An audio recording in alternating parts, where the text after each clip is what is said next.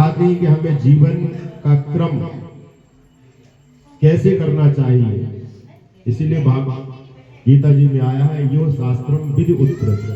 हमें शास्त्र की विधि को छोड़ करके कोई काम नहीं करना चाहिए। जो शास्त्र में जिसका उल्लेख है वही काम करना चाहिए।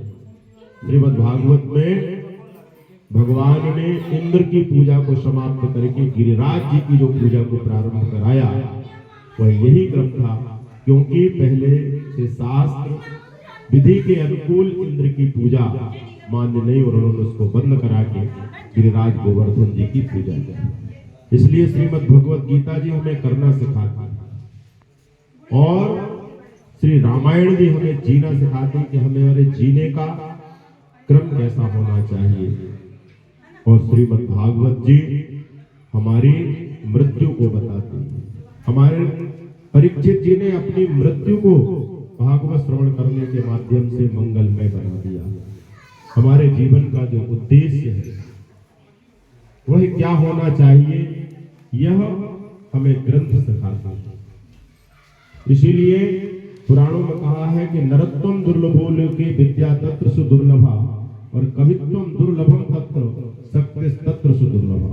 सबसे पहले तो मनुष्य का जन्म होना दुर्लभ है और मनुष्य का जन्म यदि प्राप्त हो गया तो विद्या प्राप्त हो जाए अर्थात ज्ञान प्राप्त हो जाए वो और भी दुर्लभ है। ज्ञान प्राप्त हो गया तो कवित्वम दुर्लभम तत्र, उस ज्ञान का आप प्रचार प्रसार कर सके अर्थात शास्त्र का संरक्षण कर सके, ग्रंथों को समाज में स्थापित कर सके, ये और भी दुर्लभ है। और शक्ति तत्र सुदुर्लभा, और ये शास्त्रों की परंपरा, शास्त्रों का सम्मान हमारे समाज में अनंत काल तक स्थापित बना रहे, ये और भी दुर्लभ है। तो इसलिए हमें शास्त्रों का सम्मान और शास्त्रों की बातों का अनुकरण करना चाहिए। इसलिए भगवान ने श्रीमद् भगवत गीता का जो प्रसंग है ऐसे समय पे श्रवण कराया जो अपने आप में विलक्षण है कि जब जहां दोनों ओर सेनाएं खड़ी हुई, एक दूसरे के से लड़ने के लिए लोग तैयार हैं, जहां युद्ध की स्थिति है और वहां धर्मोपदेश दिया जा रहा है कि जीवन के लिए क्या करना। आज समाज की स्थिति है कि गीता लोग कब सुनते हैं सबको पता है, लेकिन गीता हमें तब सुनना चाहिए जब हम एकदम हमारी जो चेतना है पूर्ण जागृत अवस्था में। ये विषय नहीं है कि वृद्धावस्था में कि अंतिम समय में गीता सुने। गीता हमें चाहे बालक हो, चाहे युवा हो, चाहे वृद्ध हो, सबको अपने जीवन में अनुकरणीय है, क्योंकि कर्तव्य बोध जब तक हमारे जीवन में नहीं होगा तब तक हम अपने जीवन में आगे नहीं बढ़ सकते।